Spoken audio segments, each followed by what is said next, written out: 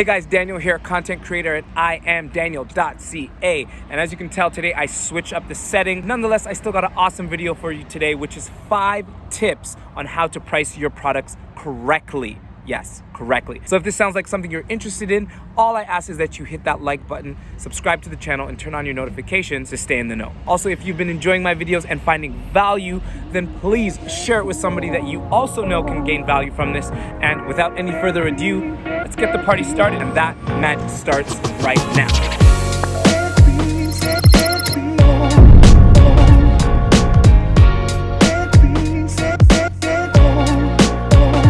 So one of the easiest and most common ways of businesses failing is by pricing your products incorrectly. Now there's so much that goes into pricing. What I'm hoping to do with this video is cover some of the basics. So you might be an entrepreneur or an aspiring entrepreneur who's just in the startup stages.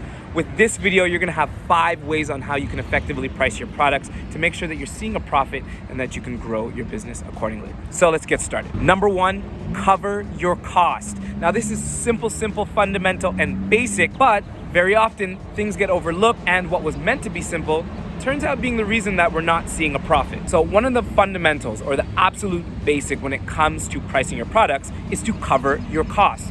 That just simply means if it costs you $3 all in for the product that you're going to sell, at minimum, you need to be selling that product for $3. That would mean you covered your costs. If you sell it for a penny less, you are now operating at a loss. Now, although this seems super easy, fundamental, and basic, I mean, almost obvious, there is a common mistake that enthusiastic, excited, handsome entrepreneurs often make. So what is that mistake? Not fully understanding your cost. If you don't fully understand your costs, then you're also basing your pricing off wrong information. So let's go back to the $3 example. There's a guy named Dan Doe, and he sells a package of loose tea for $3. When asked what it cost Dan Doe to produce that package of tea, he said it was $2.50. Terrible margin, by the way. But that means for every package of tea that Dan Doe sells,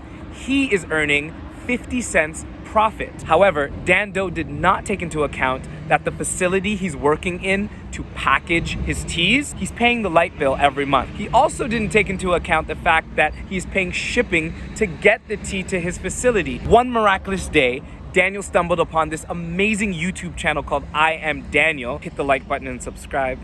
And on this amazing channel, there's this really handsome guy who his name's Daniel, and he was sharing information about how to properly price your product. After watching that video, Dan Doe learned that he has to really take another look into all of his costs. Finally, the tide settled, and Dan Doe did his due diligence and looked at all of his costs, the real costs. And he found that his entire cost all in, the real cost, was actually $3.10 for that package of tea. Going back to what Dan Doe was selling his tea for, which was $3, this means for every $3 package of tea that Dan Doe was selling, that's a 10 cents loss on each package of tea. So if you've been in business for quite some time and for some reason you're not able to turn a profit or you're just not able to get by, one of the things you might want to do is take a look at your costs and make sure that at minimum you are covering your costs, which would equal a break even. But the goal is not to break even, instead it's to make a profit. So you'll want to hear the other 4 tips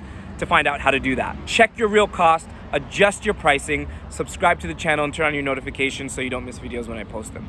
Number 2, know your market. If you're noticing that every time you tell your customers what the price of your product is, they're gasping in disbelief or saying, "What?" and repeating the price back to you, like, $3? There might be a bigger problem at play. Although we would love to believe that our products are worth all the money in the world and it's just that the customers are too cheap and they don't understand, it doesn't always work that way. Sometimes you've simply just priced your product outside the market standard. This could apply to a product that is priced too low or a product that is priced too high. So you might be wondering, well, how little is too little and how high is too high? Well, it is our number 1 job as business owners to do our research. That requires looking into the market and looking at different aspects of why something costs what it costs. Here are some of the things that you want to consider when you're doing your research in your industry. What are competitors charging and why? What is affecting the price of similar products in my industry? What are some of the factors that determine how customers feel about the pricing of a product? And what are the customers' pricing expectations when it comes to a product like mine? All of this information can be found online through articles, research,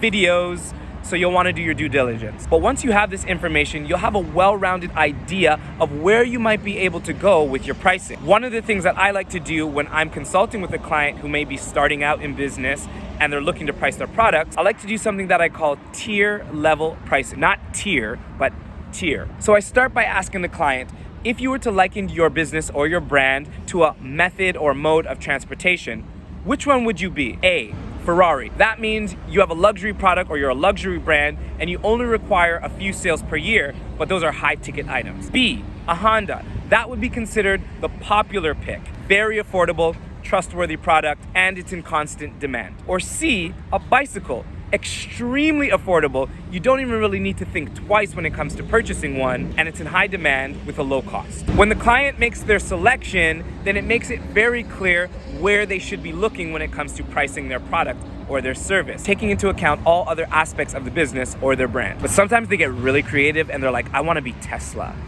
the luxury that's affordable. Then it just makes my job harder. But you get the point. It's going to take a lot of research, but you really want to find your niche. Knowing the value that you add into your industry is what might give you a little edge up and allow you to charge a little bit more. Number 3, markup pricing. This method of pricing is a very simple formula that basically allows you to say, this is what it costs for me to make this product, and this is the percentage of profit that I want to make. You simply add that on top of it, and boom, you've got your price. So if that was very confusing, let's break it down and I'll show you exactly how it works. So let's go back to the $3 example. How much does it cost you in total to make that package of tea? $3. And then you say to yourself, I want to make a 50% profit on top of that product. So the formula would look something like this.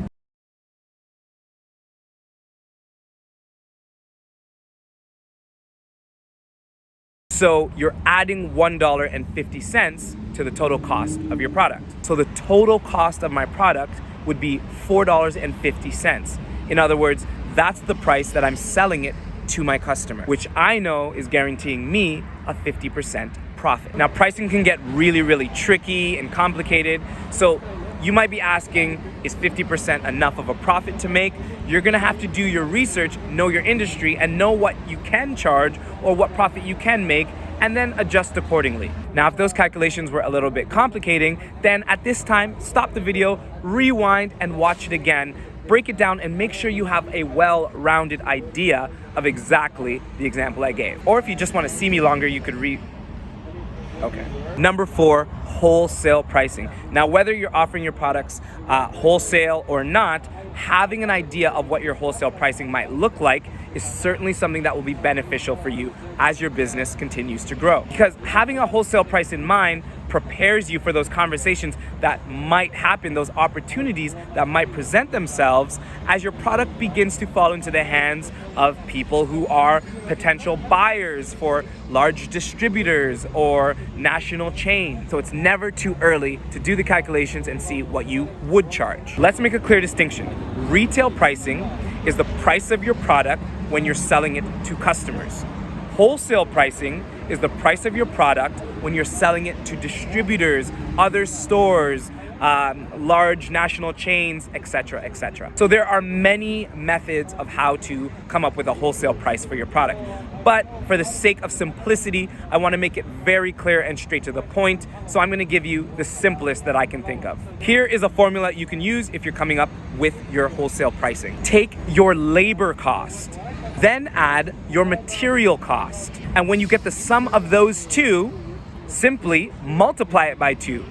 Again, labor cost plus material cost multiplied by 2. And that will give you a wholesale price. Very, very simple. Again, there are more methods, but that is the simplest way. Here's a bonus. If you want to come up with a retail price to sell to your customers, simply take your wholesale price and multiply by 2.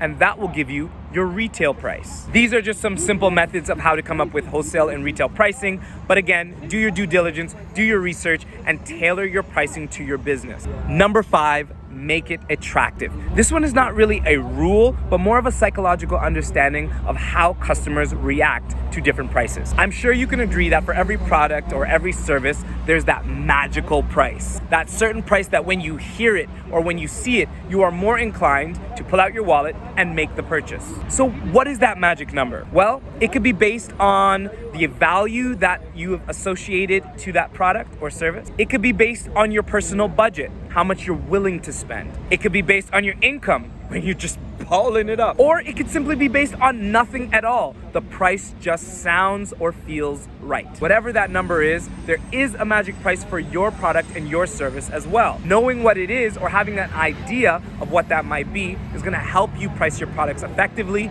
and sell more. So here's an exercise that you can do. Put yourself in your customer's shoes and try to feel what price feels right.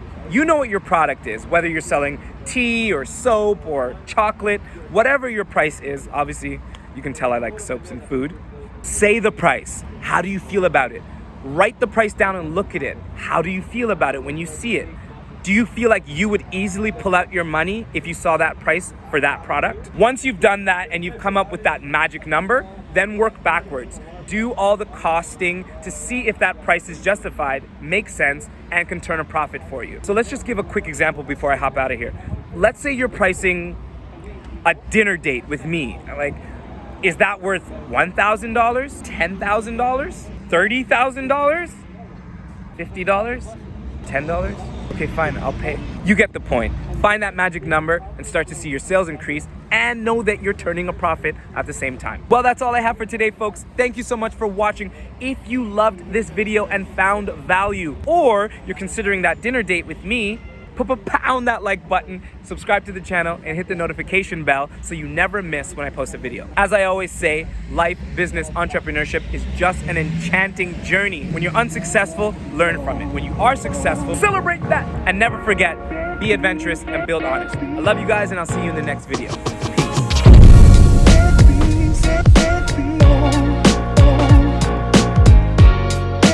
Peace.